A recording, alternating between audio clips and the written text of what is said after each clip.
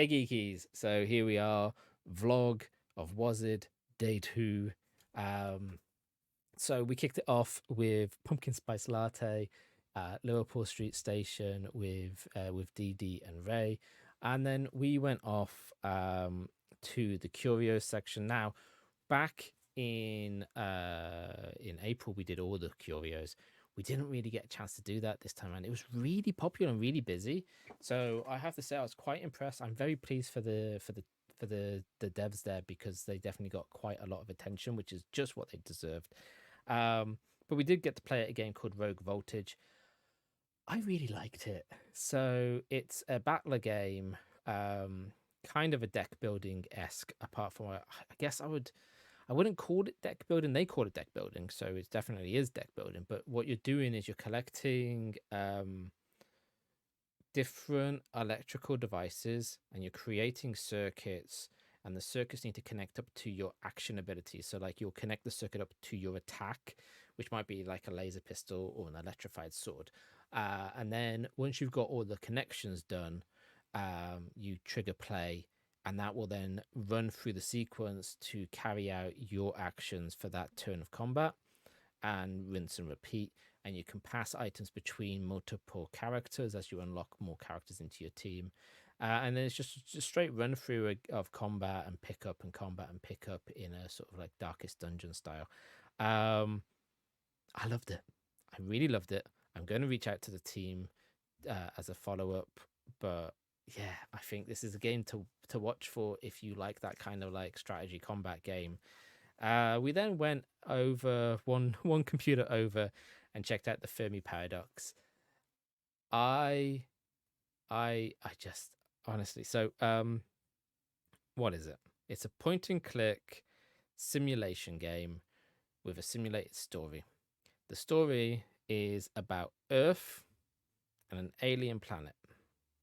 The alien planet has basically fully embraced science and sort of socialist values, and is running with peace. There's no war on their planet. And then you've got our planet in its current state.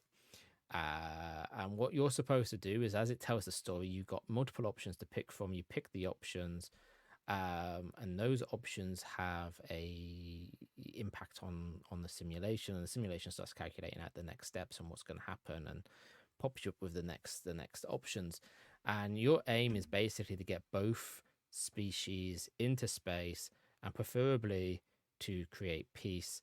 And it's actually quite hard, if I'm honest. It's quite hard to achieve getting that far. I ended up having both species kill themselves.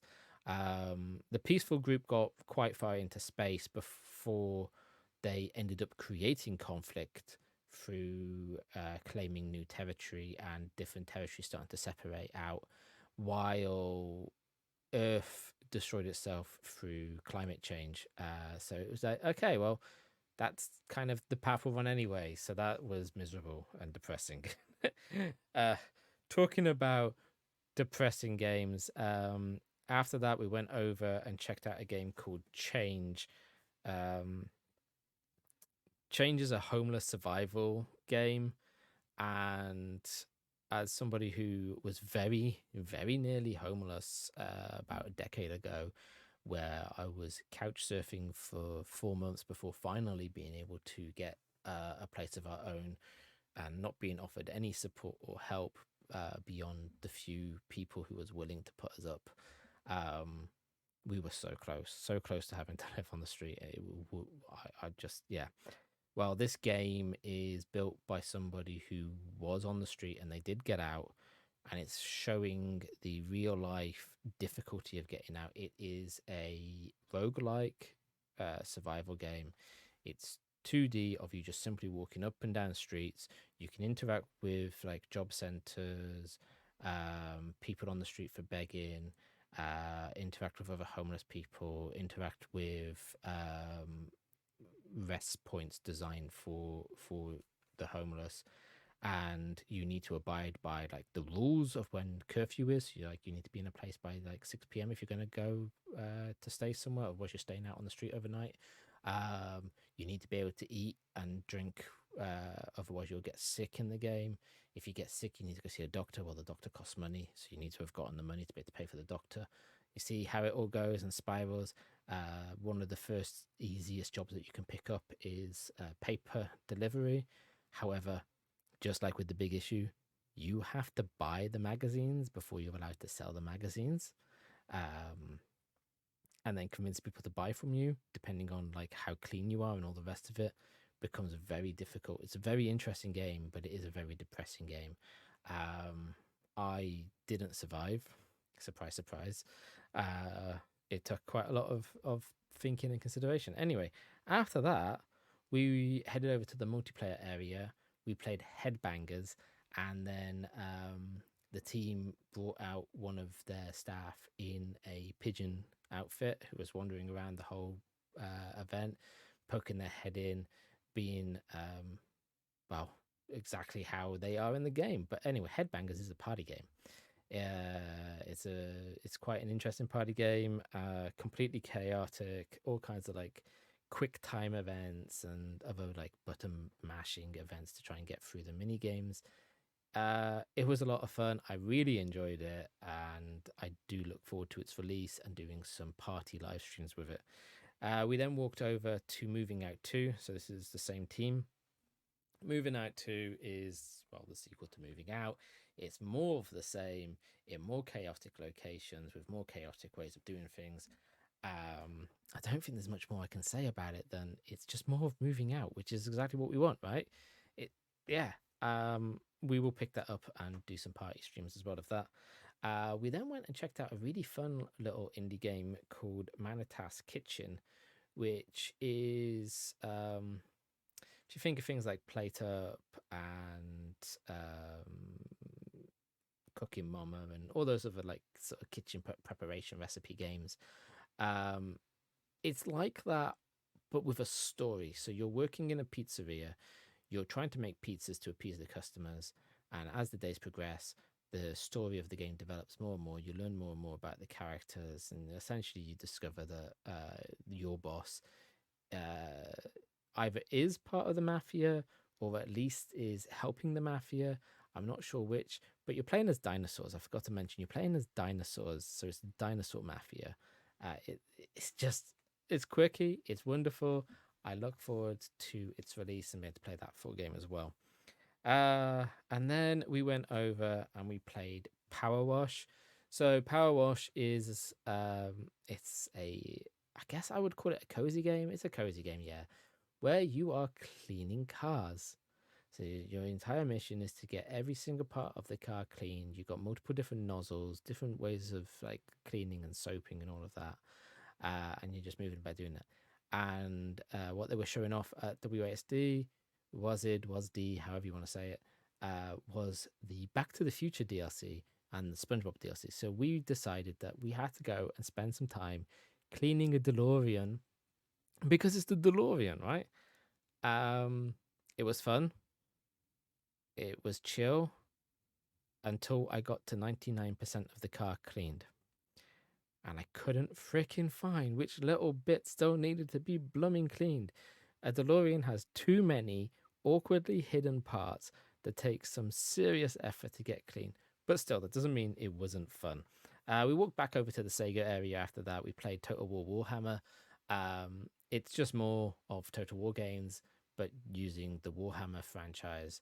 And it's story driven with a open map that you're moving around in from location to location.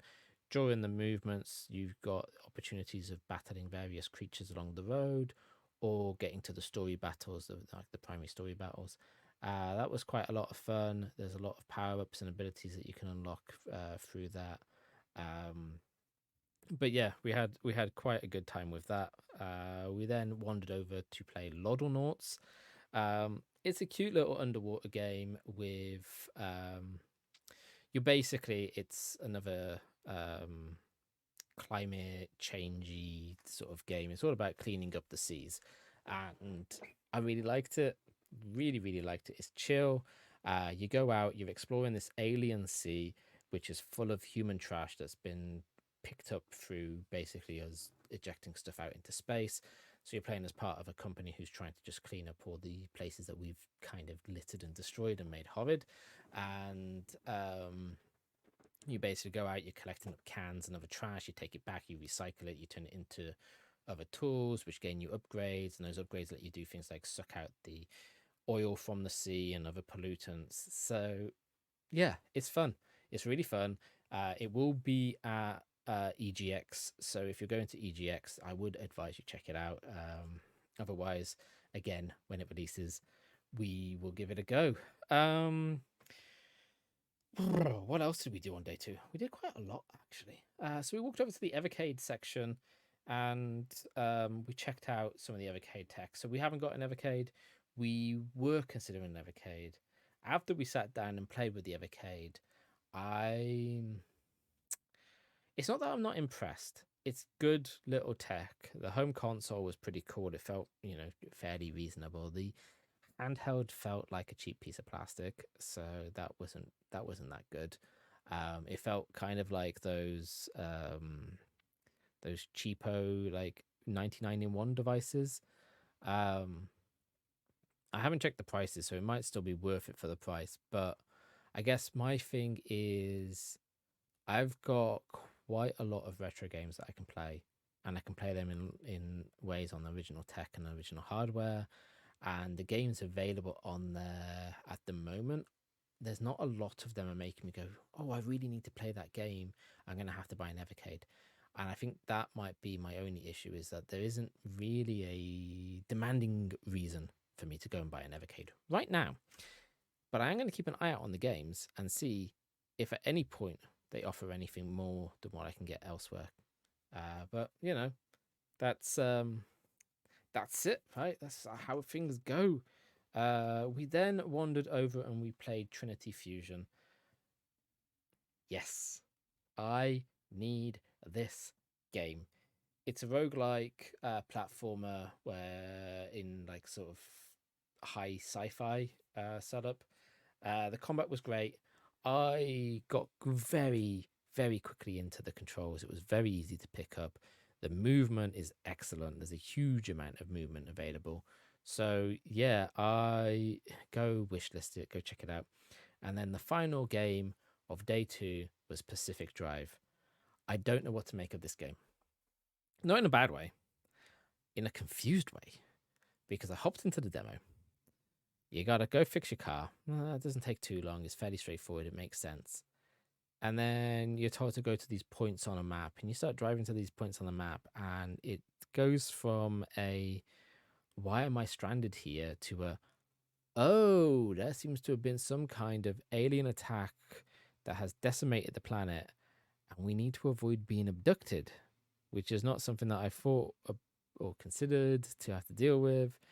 And then you're basically driving around trying to avoid abduction events, trying to avoid other strange machineries, trying to find these equipments that you can interact with. And I just couldn't find half of the stuff properly or interact with it properly. And so we lost. I don't really know what happened or how we lost or where the timers were. I don't know if I'll pick it up again. I might do. I might give it a go. I will keep an eye out for it for sure and see where its pricing is. But for sort of a survival horror experience, I don't know. I don't know if it's my cup of tea. Like, I think I need to play it again to see. That's kind of my thinking there. Anyway, that was day 2. So come back with the next episode where we're talking about day 3. I suspect day 3's one will be on Saturday. So we were going to be quite far way through EGX, but there will be food and other things in that too. Anyway, until next